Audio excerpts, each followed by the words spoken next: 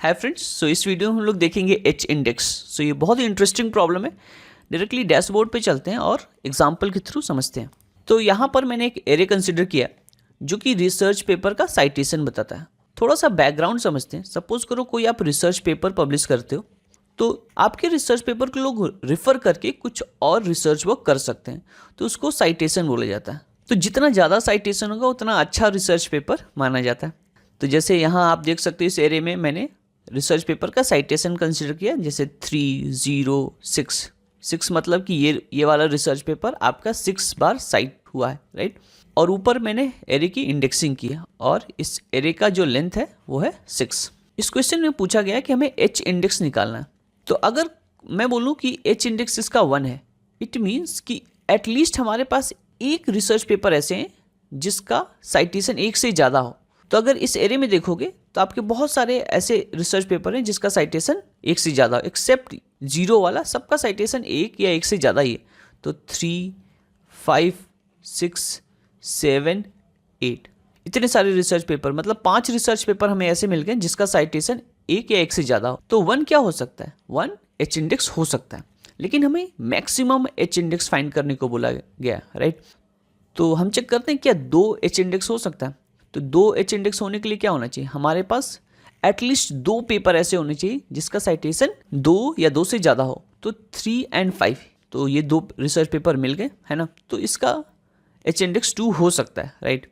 और भी हमारे पास हैं 6, 7 और 8। ऐसे ही 3, तो 3 में भी ये सारे रिसर्च पेपर यूज हो जाएंगे, 3, 5, 6, 7 और 8। अगर मैं 4 की बात करूँ तो क्या एच इंडेक्स 4 हो सकता है? तो इसमें 3 वाला नहीं आएगा, 5, 6, 7, 8। तो यहाँ पर देखो ये कंडीशन फुलफिल कर रहा है। क्यों? क्योंकि कंडीशन क्या थी एच इंडेक्स की कि कम से कम 4 रिसर्च पेपर होने चाहिए। तो 4 रिसर्च पेपर है और उसकी साइटेशन जो होनी चाहिए वो 4 से ज़्यादा होनी चाहिए, 4 या 4 से ज़्यादा होनी चाहिए। तो ये भी फुलफिल कर रहा है। अगर मैं 5 की बात करूँ तो 5 में तो 5, 6, 7, 8, तो यहाँ पर कंडीशन फेल कर जा रही है। यहाँ पर 4 ही ऐसे पेपर हैं जिसका साइटेशन 5 या 5 से ज़्यादा हो, तो 5 एच इंडेक्स नहीं हो सकता है, राइट। 6, 7 ऐसे कोई और हो सकता है? नहीं। जब 5 ही फुलफिल नहीं हो रहा है तो 6, 7 की तो बात ही नहीं कर सकते। मैक्सिमम यहाँ पर एच इंडेक्स कितना हो सकता था? Length of the array.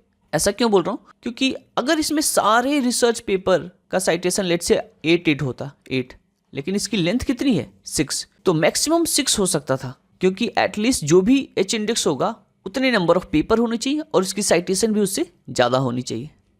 इस केस में हमारा आंसर 4 आया, 5 वाला फेल कर गया, राइट। तो इसको देखते हैं कैसे अप्रोच कर सकते हैं। तो सबसे पहले जितना भी साइज होगा एरे का उससे एक बड़ा हम लोग एक एरे बना लेंगे। सो यहाँ पर लेंथ है 6, तो 7 साइज का एरे बना लेते हैं हम लोग। तो हम लोग ने एक एरे बना लिया। तो इसका साइज़ क्या है? n+1। तो n यहाँ पर हमारा 6 था, तो 6 + 1 7 हमारा इस एरे का साइज़ होगा। ऐसा इसलिए कर रहे हैं क्योंकि इसके पीछे ये इंट्यूशन है कि अगर देखो मैक्सिमम एच इंडेक्स हमारा क्या हो सकता था? n हो सकता, राइट। अब n तक डेटा स्टोर करने के लिए हमें एरे जो चाहिए n+1 का चाहिए, क्योंकि एरे की इंडेक्सिंग कहाँ से स्टार्ट होती है? 0 से स्टार्ट होती है। तो हमें n तक डेटा स्टोर करने के लिए n+1 साइज़ का एरे चाहिए। तो इसके पीछे एक और इंट्यूशन ये भी है कि अगर हमारे पास 6 से बड़े नंबर हो, 6 हो, 7 हो, 8 हो या 50 हो, है ना, बात बराबर है, राइट। तो इंस्टेड ऑफ हम 50 या 8 या 7, हम केवल 6 तक ही काउंट मेंटेन कर रहे हैं। यहाँ 6 इसलिए बोल रहे हैं क्योंकि हमारा एरे का साइज जो है वो 6 है, राइट। तो हम स्टार्टिंग से ट्रेवर्स करना स्टार्ट करेंगे। 3 है, 3 n से छोटा है, तो डायरेक्टली 3 पे जाएंगे और इसका काउंट बढ़ा देंगे। 0 से क्या कर दिया? 1, फिर 0 पे गए, फिर 0 का काउंट बढ़ा दिया, फिर 6 पे गए, अब 6 पे जाके इसका काउंट बढ़ा दिए 0 से 1, फिर 7 पे गए। अब 7 तो यहाँ पर है नहीं, तो हम लोग n से जब बड़ा होगा तो हर बार n का ही साइज बढ़ाएंगे। 1 से बढ़ा के यहाँ 2 कर देंगे।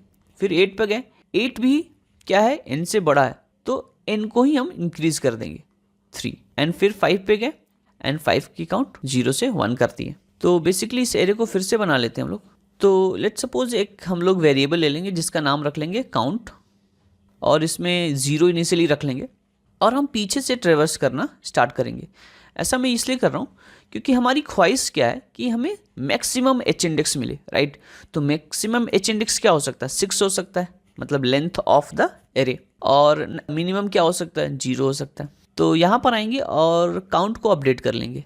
तो काउंट में क्या अपडेट हो जाएगा, 3। अब 3 अपडेट करने के बाद चेक करेंगे कि जो काउंट है ना, अगर हमारे वैल्यू से बड़ा है इंडेक्स से, तो लेट्स सपोज अगर ये आई है, तो चेक कर लेंगे कि अगर काउंट बड़ा है या इक्वल है, मतलब हमें उतने रिसर्च पेपर मिल गए आई से, तब हम क्या रिटर्न कर देंगे, आई को रिटर्न कर देंगे कि आई हमारा आंसर होगा। इसको मैं थोड़ा एलोबरेट करता हूँ। मैं ये कह रहा हूँ कि 6 या 6 से बड़े कितने रिसर्च पेपर हैं, 3 हैं, यही यहाँ पर डिनोट कर रहा है, राइट। क्योंकि देखो 6 से बड़े कितने रिसर्च पेपर थे, ये 3 रिसर्च पेपर थे, 6, 7 एंड 8, तो इसीलिए यहाँ 3 आया। तो आप देखोगे कि हमें 6 को आंसर डिक्लेयर करने के लिए कम से कम हमारे पास 6 रिसर्च पेपर होने चाहिए थे जो 6 या 6 से बड़े होने चाहिए, लेकिन ऐसा नहीं है, राइट। तो हम लोग आगे बढ़ेंगे और फिर काउंट में हम लोग क्या ऐड कर लेंगे, 1। तो 3 हट के क्या हो जाएगा, काउंट हमारा 4। फिर हम चेक करेंगे क्या काउंट हमारा आई से बड़ा है, आई अभी हमारा क्या है, 5 है, नहीं। तो ऐसे इतने रिसर्च पेपर नहीं है हमारे पास कि हमारे पास केवल 4 रिसर्च पेपर हैं जो 5 से बड़े हों, राइट। तो हम 5 को एज आंसर डिक्लेयर नहीं कर सकते। फिर यहाँ पर आएंगे इंडेक्स 4 पे। इंडेक्स 4 पे जब आएंगे तो हम चेक करेंगे काउंट हमारे पास 4 है, मतलब हमारे पास 4 रिसर्च पेपर हैं जिसका साइटेशन जो है 4 या 4 से बड़ा है, तो हम इसको एज ए आंसर रिटर्न कर देंगे, राइट। सो ये बेसिक सी फिलॉसफी है, इसके बेसिस पे हम लोग कोड करते हैं। तो सबसे पहले हम लोग लेंथ निकालेंगे इस एरे का। तो यहाँ लिखते हैं int n = citations dot length. और जैसा कि हम लोग ने डिसाइड किया था एक एरे बनाएंगे जिसका साइज होगा n+1। तो यहाँ लिखते हैं ARR = new int n+1, right. अब इसमें हम लोग काउंट मेंटेन करेंगे, तो एक एक डेटा निकालते हैं साइटेशन से। और लेट्स से int c:\citations। तो बहुत ही बेहतरीन लूप है जावा का, जो क्या करता है एरे से एक एक एलिमेंट निकाल के सी में डालता जाएगा। तो हमें फॉर int i = 0 ये सब लगाने की ज़रूरत नहीं है। तो यहाँ चेक करते हैं अगर c जो है बड़ा है n से, जैसे कि हम लोग ने देखा था कि 6 से बड़ा हो एग्जाम्पल में, तब क्या करेंगे, हम केवल 6 को बढ़ाएंगे, मतलब n वाले वैल्यू को बढ़ाएंगे। तो यहाँ लिखते हैं ARR ऑफ n++। एल्स क्या करेंगे, अगर n से छोटा है वो एलिमेंट तो हमारे पास स्पेस है, तो हम डायरेक्टली क्या कर देंगे, ARR c++। थोड़ा सा एलोबोरेट करता हूँ। जैसे हमारे पास एरे का साइज 6 हो, राइट। तो अगर एलिमेंट 7 हो, 8 हो या 12 हो, इस टाइप का एलिमेंट हो, तो हम लोग लास्ट वाले को ही इंक्रीज़ कर रहे हैं, राइट। n वाले डेटा को ही इंक्रीज़ कर रहे हैं। बाकी इससे छोटा हो जैसे 3, 2, तो फिर उस इंडेक्स पे जाके वो डेटा इंक्रीज़ कर दे रहे थे। अब जैसा डिसाइड किया था हम लोग ने, काउंट एक लेंगे वेरिएबल जिसको 0 से असाइन कर देंगे, एंड और उल्टा चलेंगे हम लोग, int i = n and i > 0 and i -। और सबसे पहले हम लोग काउंट में डेटा ऐड कर लेंगे, लिखेंगे count = count plus ARR of i, data add की। अब फिर चेक कर लेंगे अगर काउंट इंडेक्स से बड़ा है तो वो हमारा आंसर हो सकता है, या इक्वल भी है तब भी। तो रिटर्न कर देंगे i and yes I think we are sorted.